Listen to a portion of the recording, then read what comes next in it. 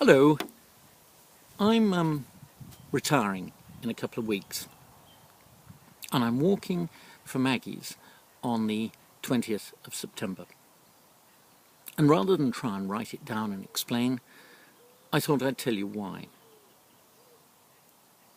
By the beginning of 2012, I had one doctor wanting to take my prostate out and another one who wanted to replace my hip.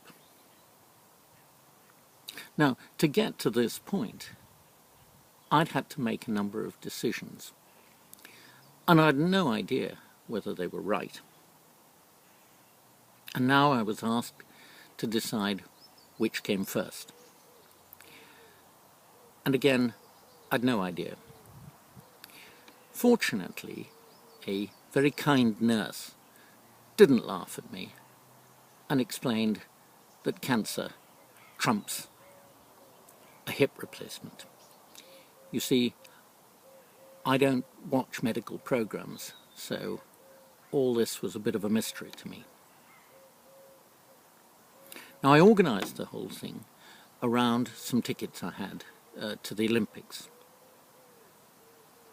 But when the doctor had taken out my prostate and left me with 7 holes across my tummy, he said, "I'm sorry, but you've got to have some radiotherapy as well." And I said, "That's all right, doctor, I'll come next Tuesday." And he said, "I think you misunderstand me, Mr. White. This is 6 weeks. You'll turn up every day and you'll go into a machine at the same time." So, like so many other people, I found myself at the local cancer centre. You know immediately where you are because written on the outside of the building in letters about 2 foot high, it says cancer. And when you go in, they talk in hushed tones, which is frankly very unnerving. Now, this one hadn't got a Maggie's. It had got something like it. And all the staff seemed a bit embarrassed about it. And I realised afterwards that was because, you see, they're in the business of treating your cancer. And Maggie's and others all around the country are about looking at you and how this is impacting on you. Now, it was all terribly efficient. You peed when you were told. You drank water when you were told. You stripped down to your socks and shoes and put a dressing gown on and tried not to feel like a fool, sitting with everyone else looking the same. You went into the room when called. You lay on the slab of the machine. You were pushed and shoved until finally all your dignity had gone and they were satisfied with your position. They left the room, and then you were left with the clanking and the grinding of the machine. It didn't hurt, and I've got 3 little tattoos to show for it. But if you're at all imaginative, it's a bit frightening. Of course, we all, being British, tried to pretend that this was normal life. Although I must say, looking at some of the patients who came down from the wards in the hospital on their beds, you did wonder whether it was the living dead already. I'm not proud of that thought. And sometimes another patient would ask you, "What's going on?" And you'd tell him, "It'll be all right." But you'd got no idea. And others unexpectedly reassured you just when you didn't think you needed it. I'll always remember a wonderful American lady who called me Father Christmas.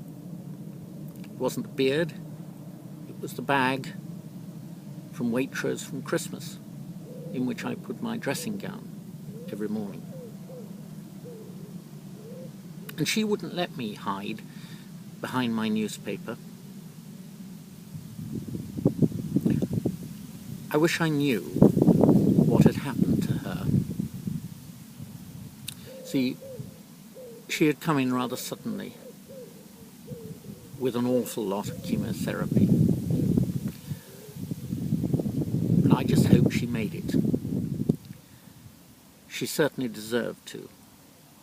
She had a huge zest for life. And that's why you need a Maggies. People and a place where you can go to remember who you are and to remember why you are on this earth at all. Because sure as eggs, you will find yourself thinking very strange thoughts. For me, it was an almost irresistible urge to go out and plant thousands of daffodils round a cancer centre. And you'll probably cry when you least expect it. I certainly did. And when it was all over, and none of those doctors wanted to do anything else to me, they let me have my hip replaced. And finally I got back to the office, and Katie, my deputy, told me, "It'll all be fine, and next year you can walk from Maggie's." Now, she'd no idea either, but she was right, and I am going to do that. It's not far, and I'm sure I'll make it all right.